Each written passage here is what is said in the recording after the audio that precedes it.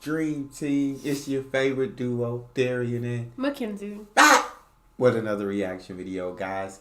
Here we are. I get to introduce Kenzie to an awesome American that moved to Australia, Kaitlyn Amanda. I've reacted to this video and several of her videos, and now you get to react to it. Here we are, America versus Australia, her emergency room stories. Before we dive in, make sure you subscribe, ring the notification bell, get a video a thumbs up so it gets suggested. Take it away. G'day guys, welcome back to the channel. My name is Kaitlyn and I'm an American learning to live down under here in beautiful Sydney, Australia. So since moving here, I have had so many friends both here in Australia and in America ask me what the healthcare system is like over here in Australia, if the healthcare system is really as much of a nightmare in America as people say.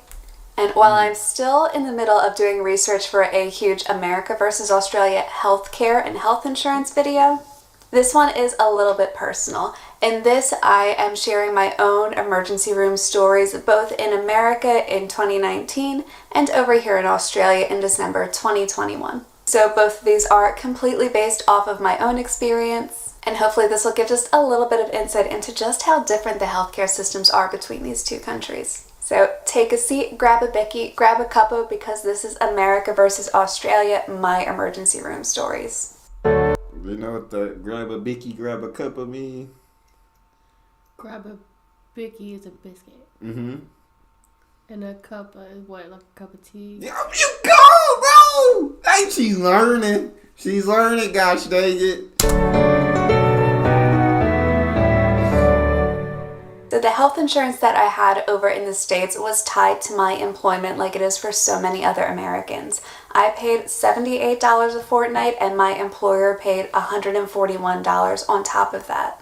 So we're talking $219 a fortnight that was being put towards my health insurance. And I actually had pretty decent healthcare coverage compared to some people I know. And this was just for medical. It didn't cover dental, it didn't cover vision. This was just medical. And I had about a $3,000 deductible over in the States. Over here in Australia, I am currently not eligible for Medicare. I know quite a few people have been asking me about this, saying, well, just apply for PR, you'll get it then. I will be able to apply for Medicare at the end of the year. PR means permanent residency.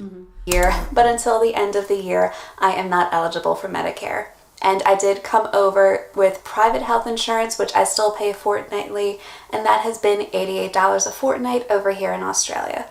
So obviously, I'm guessing that mean a month, but to be honest, I don't know what a fortnight means. I'm assuming a month, though. You would assume a month? Yeah. The price difference between the States and Australia is huge. On top of that, private health insurance isn't a requirement over here in Australia. There is a Medicare levy that does have to be paid over here if you don't have private health insurance, but it is significantly cheaper than the private health insurance over in the States. On top of that, health insurance in the States is actually a requirement, whereas over here in Australia, they have Medicare, so everybody who is a permanent resident or a citizen is already automatically covered through Medicare. So now that you know that little bit of background about my insurance issues, let me jump into what happened to me in the States in 2019. These health issues were completely different. They were almost really random events. They had nothing to do with former health concerns, any sort of pre-existing medical conditions. These were both fairly random, and they are for completely different medical issues, so that will tie into the comparison a little bit. My issue over in the States was I was having really, really severe pain in like my uterus and that area. For adults, I think I could say uterus on YouTube. I went to the emergency room. Somebody drove me, so I didn't need an ambulance. They checked me in. I was in severe crippling pain. They had to lay me down on a bed, and I remember, like, on a scale of 1 to 10, that felt like an 8. It felt like something was really, really wrong.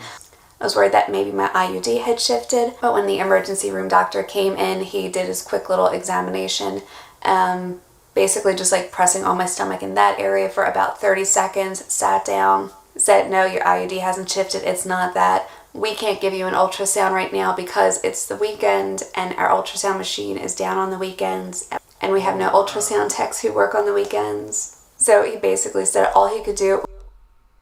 Yeah, I probably need to have people work ultrasounds on weekends. Time. Yeah, that seemed like something you should have. Like, every day. Yeah. Because you never know when someone going to come in with these problems. Right. And you can't tell me you don't have more than one. Yeah. So why are they all off at the same time? So it's like, I'm sorry you in this crippling pain, but you're going to have to come back on Monday. Or go somewhere else. That's crazy. Was giving me a prescription for extra strength ibuprofen, which is pretty much the same as Nurofen over here in Australia. It gave me a prescription for that, told me to follow up with my OBGYN, and to go home.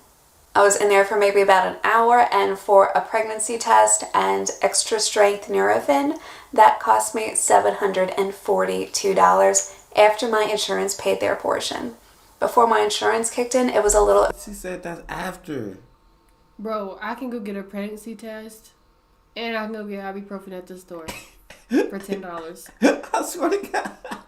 I can diagnose myself. Oh, I'm not pregnant. With a test that's 99 cents. So that was literally $700 out of pocket. Insurance, so it looked like insurance only took out $500 for her. And she had to pay $700 out of pocket for that. That's crazy. This is what I'm saying. I mean, you see she only got ibuprofen in a pregnancy test. Yes. Now, I didn't need, like, x-rays, Get the nothing. ultrasound. All they did was press on her stomach with her hand and made her pee in a cup. And yet, therefore, you owe $700 for that. Imagine if they would have had the ultrasound machine working, how much they would have charged them. Exactly. God dang. over $1,200.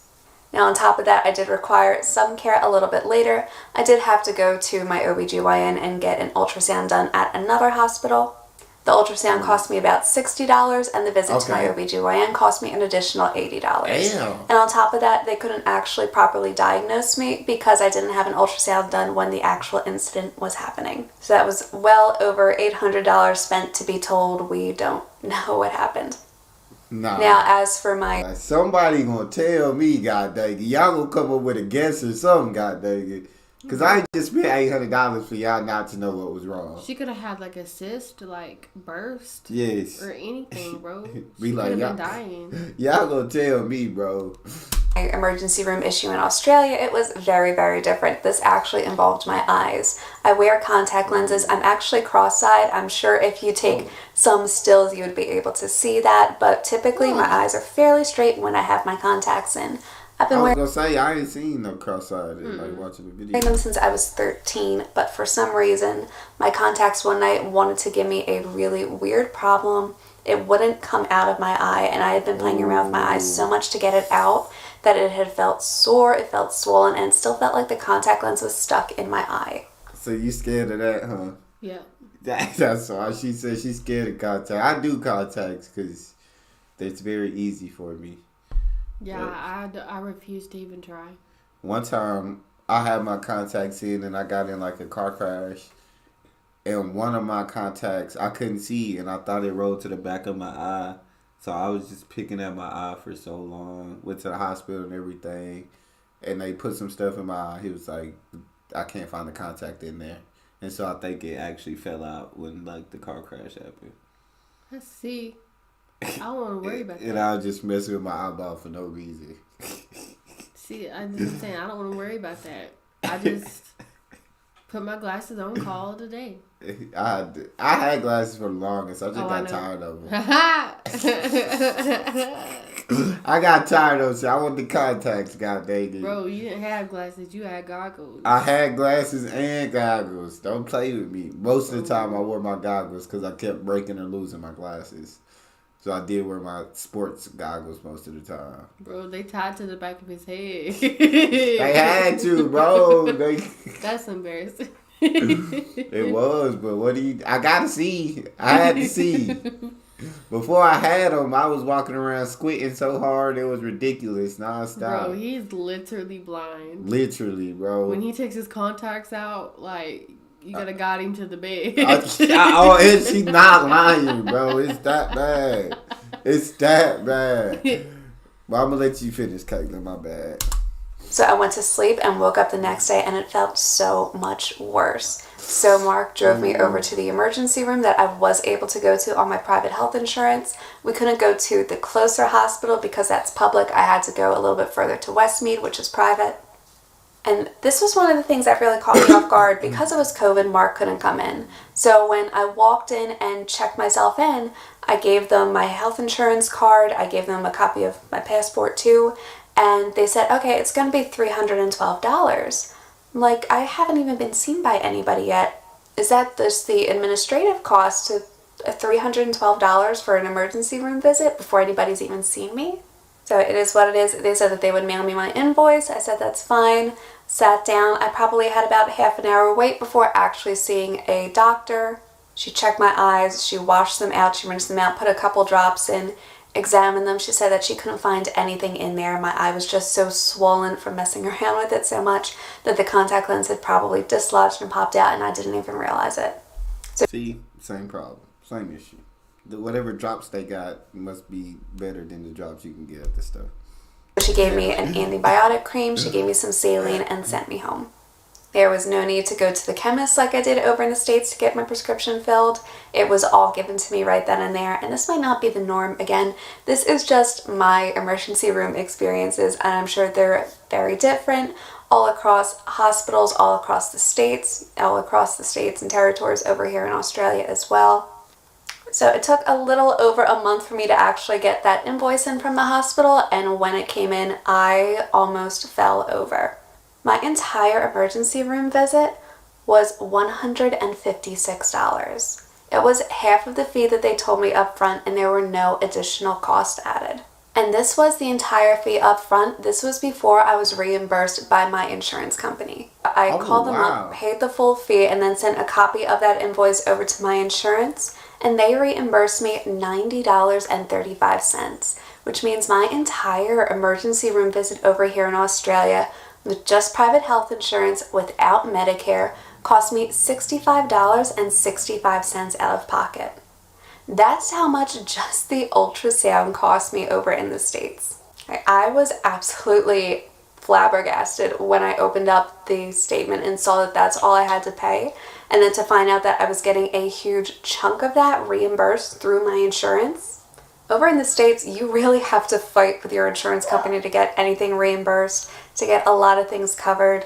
Over here in Australia, the insurance company gonna do everything they can do to not have to pay for whatever you got. Bro, it don't matter what kind of insurance. It don't matter if that's health insurance, dental insurance. It don't even matter if it's car insurance. Yes. You're gonna have to argue. They gonna fight you tooth and nail to say they not liable for covering whatever procedure or whatever you gotta get done. Yep. It's crazy. I swear. All I had to do was fill out a claim form in about 60 seconds, and I was finished. Yeah, I am still kind of in shock at just how affordable healthcare is over here in Australia. Like, I almost said the word cheap, and I know that there are Australians who are going to be like, that's not cheap. Having to pay that much, like, no, wait till you're on Medicare and it's... What was it, $80 a month? I can do $80 a month for health. If healthcare was $80 a month, I'd have healthcare right now. Yeah. Free or wait till you're on Medicare, and it'll be like $6, not $65. That's cheap. Oh. But with my experiences in the States, even just going to your regular doctor, your GP or your PCP as it's normally called over in the States, that can cost up to $100 if you're not going for just a regular routine annual examination. Going to my dermatologist for a prescription refill used to cost me $90 just to walk in the door and get seen over in the States, and that was with my health insurance. Over here, I was able to get that exact same prescription filled by a GP. It cost me $10 to go to the GP, and the prescription only cost me $7. So it really is amazing just how affordable the healthcare is over here. I can only imagine what it's like in other OECD countries that have a sort of similar healthcare system to Australia. And honestly, it is so frustrating to hear so many Americans talk about how horrible a socialized healthcare system could be or how terrible the care is, when really I felt like I've had so much better care over here in Australia than I've ever had over in the States. Granted, I feel like when it comes to like socialism and certain things, a lot of people just think it's bad because they've been told it's bad their whole lives. But they don't truly know what socialism and stuff means. Yeah. I agree. Yeah, it's because stuff like this sounds a whole lot better than the healthcare system that we have. For sure. I've had a lot more care over in the States. I've seen an array of different doctors. Some were wonderful, some were awful. And over here in Australia, I've been lucky that the doctors I've run into are very kind and professional. The administrative staff and the nurses have been professional and very, very helpful so far. And again, this is all just coming from my own personal experience. I don't really have statistics to talk about. Like I said, this is one of those more anecdotal, kind of chill videos with you guys. This isn't something where I'm going to be getting into a deep dive talking about the statistics of healthcare and yada yada yada. I'm still doing a little bit more research on that, and it feels like I have gone down a huge rabbit hole trying to find this information. So that video is in the pipeline. It will happen. It might not happen too soon, but I'm still doing research on that. So stay tuned if you want to see what that future America versus Australia video is going to be. But thank you guys for watching, for listening to my little comparison of my emergency room stories in America versus Australia. If you like this video, hit the like and subscribe button down below to join our little Amer-Australian family. I post on Mondays and normally Thursdays about the differences between American and Australian culture and the overall process of learning to live down under. My name's Kaitlyn, and I'll see you in my next video. Bye! Welcome to the land down under. What you think about that? It was interesting. I feel like I'm just starting to pick up on it. You know what I mean? Like, they have better health care. Oh, everything starting to pick up on how dirty America be doing us, man. I guess I always knew how dirty, yeah. But I guess I didn't realize how dirty. Yeah, you didn't realize how good other people in other countries have it. Yeah, because like I knew that we were getting done dirty, but I guess I just kind of assumed that was everywhere. Yeah, I feel that. I can feel that. Well, that's all we got for this one, y'all. Make sure y'all subscribe, ring notification bell, get a video a thumbs up, and we out.